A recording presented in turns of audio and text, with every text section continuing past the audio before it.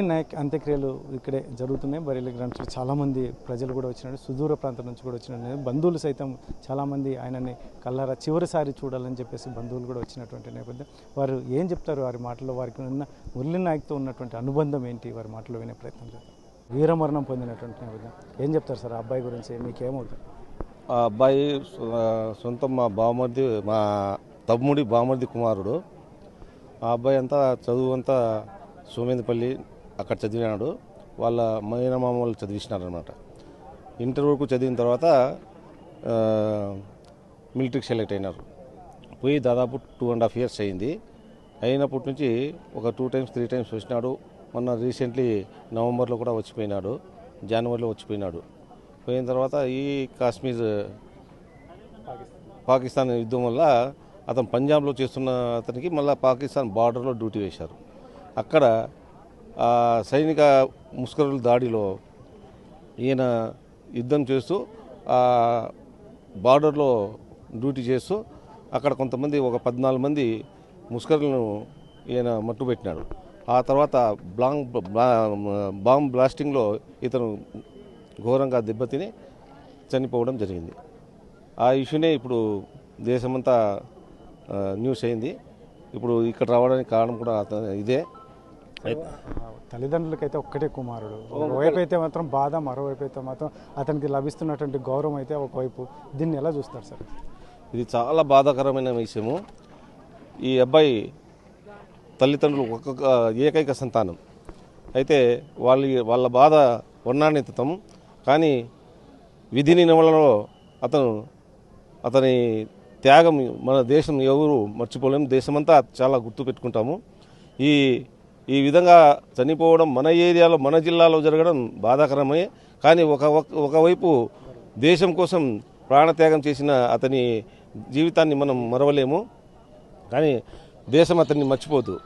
దేశం కానీ గవర్నమెంట్ కానీ మనమంతా ఎప్పుడు ఏం జరిగినా కూడా అతన్ని స్మరించుకుంటాం. ఈవెన్ ఈరోజు అల్లూరి సీతారామరాజు ఎలా మనకు కనిపిస్తున్నాడో, ఎలా మనం గుర్తుంచుకున్నామో అదేవిధంగా ఈ అబ్బాయిని కూడా దేశం గుర్తుంచుకుంటుందని అభిప్రాయం పడుతున్నాం. ఏం చెప్తారు సార్ ఆయన? ఎందుకంటే ఇటువంటి మరణం మాకు దక్కలేదని సైనికులు చాలామంది కూడా రిటైర్డ్ అయిన వాళ్ళు కూడా వచ్చి చెప్తున్నటువంటి సార్. ఎందుకంటే అంత గర్వకారణంగా చెప్తున్నటువంటి మురళీ నాయక్ మృతి పట్ల మీరేం చెప్తారు? ఇది చాలా బాధాకరమైన విషయమే. కాకపోతే మన దేశంలోనే చరిత్రలో మిగిలినంత సమాచారం మనకి. ఒకే అబ్బాయి అయినా కూడా తల్లిదండ్రులు చాలా దుఃఖంలో ఉన్నారు. అయినా ఈ పరిస్థితిలో చూస్తే మనందరికీ దుఃఖకరంగానే ఉంది. మన దీంట్లోనే ఆంధ్రప్రదేశ్లో ఇది పుట్టపర్తి జిల్లాలో వచ్చేసేసి మొట్టమొదటిగా అగ్నివీర్ సైన్యంలోనే ప్రవేశమయ్యి 2.5 సంవత్సరాలకే పాకిస్తాన్ వాళ్ళని ఎదురు దెబ్బతో కొట్టి వాళ్ళ ధాటికి ఇది కాక బాంబ్ బ్లాస్ట్లో ఆయన మరణించడం మనకి దుఃఖకరమైన విషయమే. కాకపోతే మన విప్లవకారుల విషయంలో వచ్చేసేసి మొట్టమొదటిసారి మన ఎస్టీ కులంలో కూడా ఒక నాయక్ అని చెప్పేసి ఇచ్చేశారు. ఈయన రెండో వ్యక్తిగా జీవిత చరిత్రలోనే ప్రఖ్యాతిగాంచాలని చెప్పేసి తెలుసుకుంటున్నాను. మృతదేహం అనేది ఇక్కడ అంత్యక్రియలను నిర్వహించడానికి జిల్లా వ్యాప్తంగా వచ్చినటువంటి బయట నుంచి కూడా వచ్చినట్టు దీన్ని ఎలా చూస్తారు? ఈ మురళీ నాయక్ అనే ఒక వ్యక్తి కాదు, ఆయన శక్తి ఈ దేశానికి, మన దేశానికే ఒక రకమైన ఇదైంది ఈరోజు. ఎందుకంటే మంచి మంచి నాయకులు పవన్ కళ్యాణ్ కానీ, మరి లోకేష్ కానీ, అనిత కానీ, వీళ్ళందరూ కూడా ఈ గడ్డను తొక్కిరంటే ఏదైనా ఎలక్షన్ ఉంటేనే తొక్కేటోళ్ళు.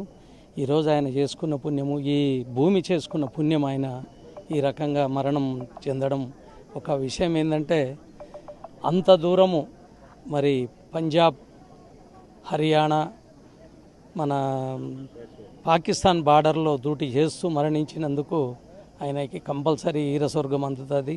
యుద్ధంలో చనిపోయినందుకు మన శ్రీకృష్ణుడు చెప్పినట్టు ఆ విషయంలో మనం అందరం కూడా సంతోషపడవలసిందే. ఒక్క మాట చెప్పాలంటే శ్రీకృష్ణుడు చెప్పినట్టు మనం పుట్టినాం ఏ రోజైనా కానీ చచ్చేటోళ్ళమే. కానీ ఇంత మంచి మరణం సావడం చాలా పుణ్యం చేసింది వాళ్ళ అమ్మ. ఈ జన్మకు ఆమెకు ఆయనను కన్నందుకు చాలా పుణ్యం చేసుకున్నాము ఆమె. కానీ మరి దేశ రక్షణ గురించి త్యాగం చేసి ఒక్క కొడుకు, ఇంకా ఏరే వాళ్ళు కూడా ఉన్నారు, మా వాళ్ళు ఇంకా పోదామనుకుంటున్నారు. వాళ్ళ తల్లిదండ్రులు కూడా ఈ దెబ్బకు భయపడతారేమో, భయపడకుండా ఈ దేశ సేవకు పంపాల్సిందిగా నేను ఈ యొక్క ప్రజానికాన్ని కూడా కోరుకుంటున్నా. ముఖ్యంగా ఏంటంటే ఎన్ని రోజులు బతికినా కూడా ఒక రోజు సావు తప్పదు. ఈ దేశ సేవ చేస్తూ వస్తే ఈ పుణ్యభూమి మనం చేసుకున్న రుణం తీర్చుకున్నంత విలువ. కాబట్టి దయచేసి ప్రతి ఒక్కరూ దేశ సేవకు పూనుకునే వాళ్ళు ప్రతి ఒక్కరు పోండ్రి. యువకులు అందరూ దేశ సేవ చేసి మా మురళీ నాయక్ కర్మకు ఈ యుద్ధం వచ్చినట్టుంది. మరి మొన్న ఆయన చనిపోయిండు.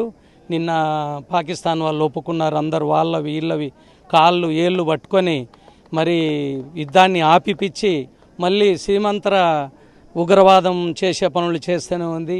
అంత వీకు పాకిస్తాను ప్రభుత్వము సిగ్గుమాలిన చర్యలకు ఎందుకు పాల్పడుతుందో అర్థం కావడం లేదు. దయచేసి ప్రతి ఒక్కరు వినాలి ఈ విషయాన్ని. ప్రతి ఇంటికి ఒక సిపాయిలాగా తయారయ్యి మన దేశ రక్షణ గురించి పోవలసిందిగా కోరుతూ, మరి ఈ అబ్బాయిని కన్న తల్లిదండ్రులకు ఈ దేశం మొత్తం రుణపడి ఉంటుందని చెప్పి జై హింద్, మురళీ నాయక్, మురళీ నాయక్, మురళీ నాయక్. ముఖ్యంగా ఆయనకు గుర్తుగా ఒకటి విగ్రహం కూడా ఏర్పాటు చేయాలని చెప్తున్నారు. దీన్ని ఏం చెప్తారు? మురళీ నాయక్ విగ్రహము మరి మన హైవేలో ఏర్పాటు చేస్తూ మరి గోరెంట్ల మండలంలో ఈ తాండా పేరు కూడా మురళీ నాయక్ పెట్టవలసిందిగా మేము కూడా ప్రభుత్వాన్ని కోరుకుంటున్నాము. ముఖ్యంగా లోకేష్ కానీ మన పవన్ కళ్యాణ్ కానీ చొరవ తీసుకొని ఈ విషయంలో అతనికి ఒక మంచి భవిష్యత్తు ఎప్పటికీ మరవకుండా ఈ ఏరియా నుండి ప్రతి ఒక్కరూ ఆయన చేస్తున్న సేవకు ఆయనకు వస్తున్న గుర్తింపును చూసి ప్రతి ఒక్కరు దేశ సేవకు పూనుకోవాల్సిందిగా కోరుతున్నాను. ముఖ్యంగా ఇక్కడ కాకుండా హైవేలో 1 ఎకరా భూమి తయారు చేసి ఆయన జాగా మొత్తము ఒక గార్డెన్ లాగా తయారు చేసి అక్కడ ఆయన విగ్రహాన్ని పెడితే వచ్చిన వాళ్ళంతా ఆ ఏరియాలో కూర్చొని టైంపాస్ చేసుకొని పోతూ ఆయనను రోజు వందనం సమర్పిస్తూ పోతారని చెప్పి కూడా నేను మీ మీడియా ద్వారా తెలియపరుస్తున్నాను.